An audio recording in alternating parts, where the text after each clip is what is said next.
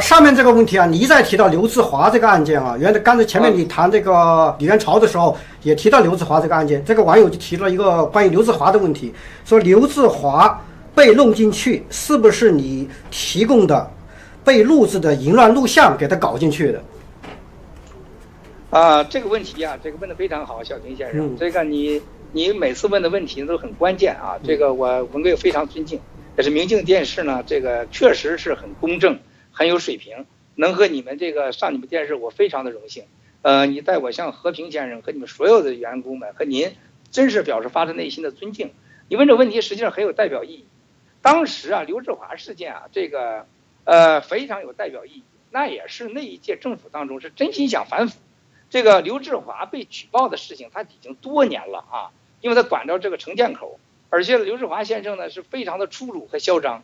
而且完全在我们没有任何参与的情况下，就把盘古的当时的这个项目呢，就给收归所谓这个收归国有。事实上他依法收，实际是假的，背后操作。这个操作呢，就给了他的情人，通过了那个当时叫首创吧，刘晓光先生，给了他。他也跟多家地产商商量过，包括当时收湖的潘石屹当时一看到这有甜头了，就冲上来了，也很想把这个项目给拿走。后来听说呀，潘石屹的先生的这个老婆张欣很有这个正义感，这位女士很有水平，阻止了这个潘石屹干这件事儿。要不然这个事儿可能不是刘晓光拿走，就是给了那个潘石屹了。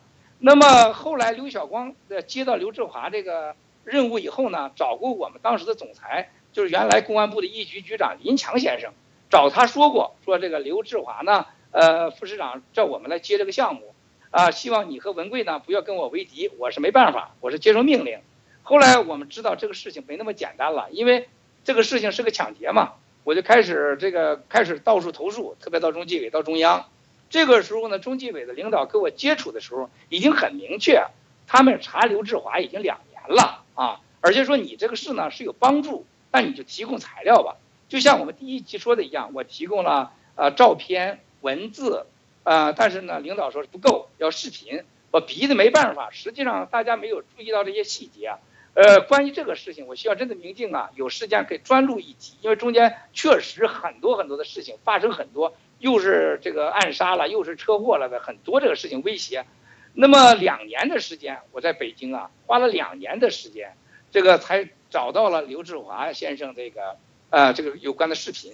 这个视频呢，肯定是他被双规的关键证据，我一点不会演啊，一点不会演。但是没有这个视频，他一定也会被双规。所谓的这个战神也好，什么也好，也是替刘志华先生报仇的其中一个手段。特别是啊，这个你提到这一段的时候，大家好好看一看，刘志华先生被双规是6月6号，我记得。我对时间数字从来没什么概念啊，但愿我没记错啊。这个刚才那个关于吴征先生那个2015年12是错的，2015年1月12号，不是12月啊。那么时间我们都是错，有时候我会搞错，希望别介意这各位网友。那么当时刘志华先生是6月6号被双规的，我没有记错的话是个星期天或者星期六。就刘志华先生再有24小时或48小时已经被任命为北京市纪委书记，这是中央的反腐当中一个慎重的决策和部署。他文贵呢起到了一定作用，但不是关键的。因为文贵做什么事情就把刘志华先生抓起来吗？那是不可能的。就像今天我们要反腐一样，不会因为文贵你说啥，人家中央领导就去查去，或者说就是把那给归了，不可能，这不现实。我们只是提供了一个我们应有的手中的证据，可能会作为参考，也可能不会。所以呢，这个名不符，期不实。